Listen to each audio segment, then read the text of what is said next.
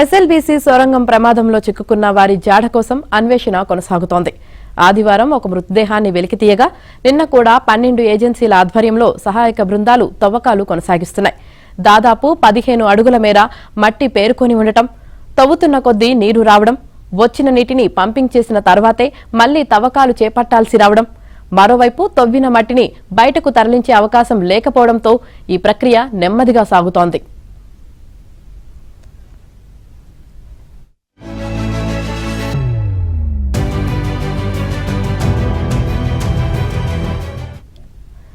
NDRF, cadaver dogs, GPR గుర్తించిన common ప్రాంతాలకు D1, D2గా numbering ఇవ్వగా D1 మొత్తం షీర్ జోన్ పరిధిలో ఉండటంతో అక్కడ తవ్వకాలను ఆచితూచి చేపడుతున్నారు. D1 నుంచి D2 మధ్య 20 మీటర్ల దూరం ఉంది. D2 ప్రాంతంలో ఆదివారం ఒక మృతదేహం లభ్యం కాగా ఆ ప్రాంతంలో ఇంకా మట్టి తవ్వకం జరుగుతోంది. D1 నుంచి D2 వరకు సింగరేణి ఆధ్వర్యంలో ట్రెంచ్ కట్ చేస్తున్నారు.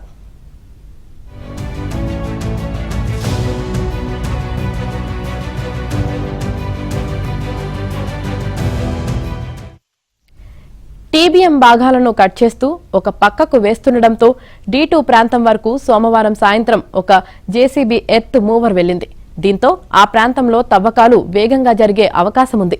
రేపటిలోగా మరో 2 మృతదేహాలు లభ్యమయ్యే అవకాశమున్నట్లు సహాయక బృందాలు చెబుతున్నాయి. క్యాడవర్ డాగ్స్ సోమవారం కూడా లోపలకు వెళ్లాయి, కానీ మరే ఇతర ప్రాంతాలను గుర్తించలేదు. కాగా కన్వేయర్ బెల్ట్ పనిచేస్తున్న ప్రాంతం వరకు మట్టిని తరలించే వీలు లేకపోవడం, తవ్వుతున్న మట్టిని అక్కడే వేస్తుండటంతో ఆలస్యమవుతోంది. ఆదివారం లభ్యమైన గుర్ప్రీత్ సింగ్ మృతదేహాన్ని పంజాబ్లోని చీమకలాన్కు తరలించారు.